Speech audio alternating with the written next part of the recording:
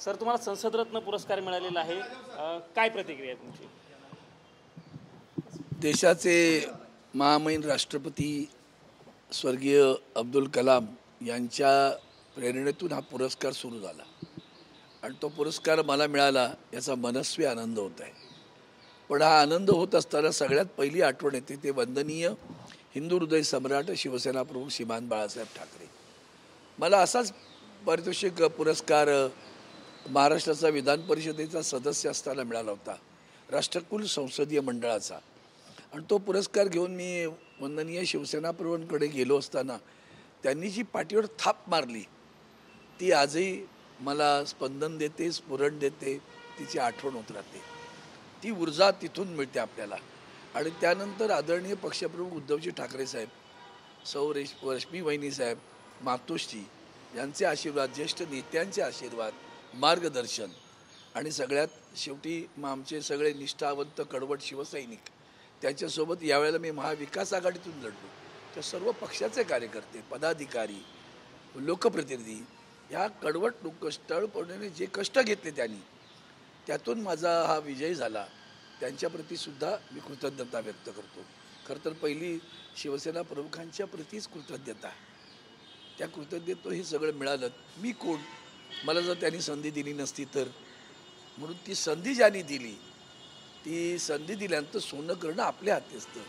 महाराष्ट्राचे प्रश्न, मग महाराष्ट्राची अस्मिता, मराठी माणूस, मराठी भाषा, महाराष्ट्राचं हित, त्यासोबत मी सातत्यानं मराठी भाषेला अभिजात भाषेचा दर्जा द्या, किंवा बेळगाव, कारवार, निपाणी, भालकी, बिदरचं संयुक्त महाराष्ट्र व्हावा, किंवा आमच्या बेरोजगारांचे प्रश्न, कर्मचाऱ्यांचे प्रश्न, कामगारांचे प्रश्न, मग माझ्या मतदारसंघाचा विकास, महाराष्ट्राचा विकास, ह्याला सातत्यानं आवाज जर लोकसभेत कोणी उठवत असेल सातत्यानं, तो शिवसेना उद्धव बाळासाहेब ठाकरे पक्षाचा एक कार्यकर्ता म्हणून मला ती संधी मिळाली आणि मी तो उठवत राहिलो.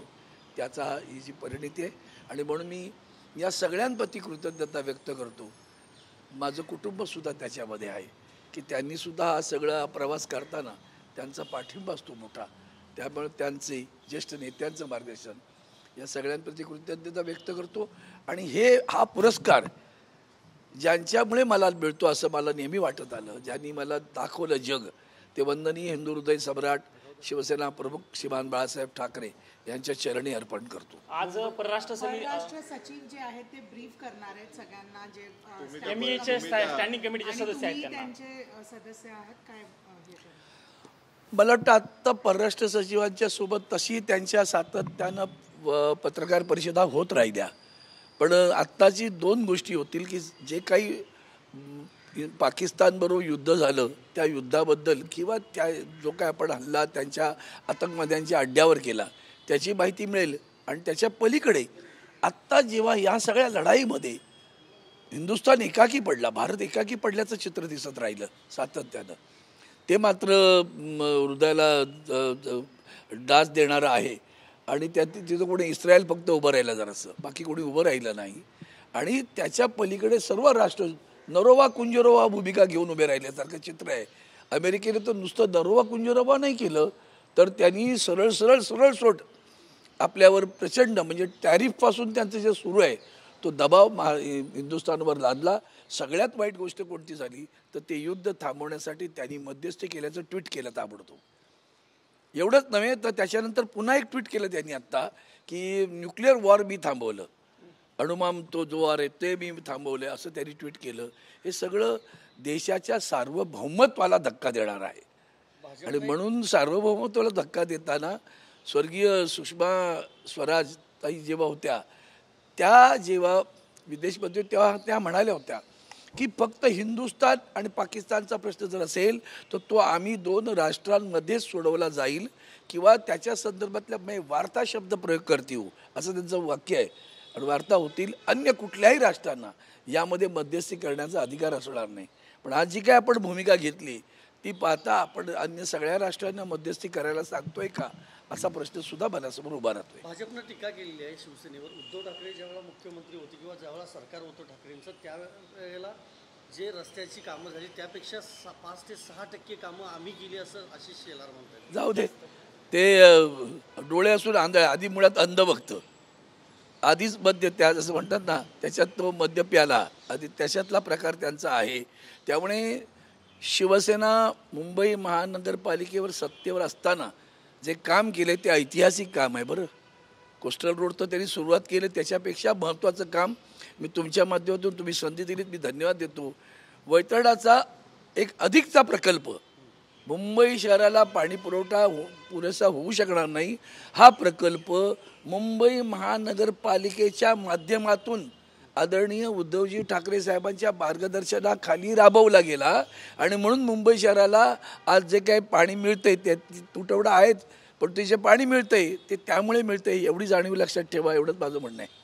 दुसरा एक मुद्दा आहे, परराष्ट्रीय सचिवांबद्दल म्हणजे आज ब्रीफिंग होणार वगैरे डिटेल्स तर ठीक आहे तुम्हाला कळेल.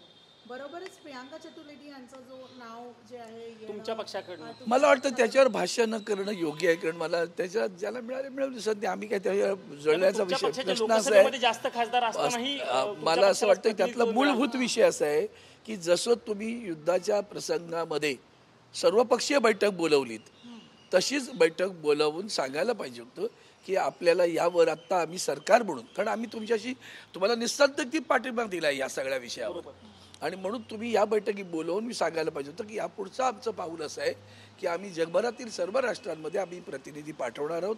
तुमच्या पक्षाकडून एक प्रतिनिधी की 2 प्रतिनिधी त्यांनी तुम्ही पाठवावेत असं पक्षाला सांगायला पाहिजे होतं. ते न करता नाही नाराज असलं काही मला जे पडक नाही पडत आहे. अरे मला संसद रत्न मिळाले, त्या रत्नाचा आनंद घेऊ की यासनी नाराजी पाहिजे. इतके आम्ही कोत्यापणाची आणि छोट्या विचाराची लोक नाहीत. अमेरिका अशी फिरून येऊ काय पाळायची नाही, काय काळजी करायचं कारण नाही. पण मूळ मुद्दा जी काय सिस्टीम पाळायला पाहिजे होती, सिस्टीम अशी असायला हवी होती. त्यामुळे पहिल्यांदा आवाज काँग्रेसचा आला, बरोबर, तो वर्तमानपत्रात जोरदार बातम्या आल्या.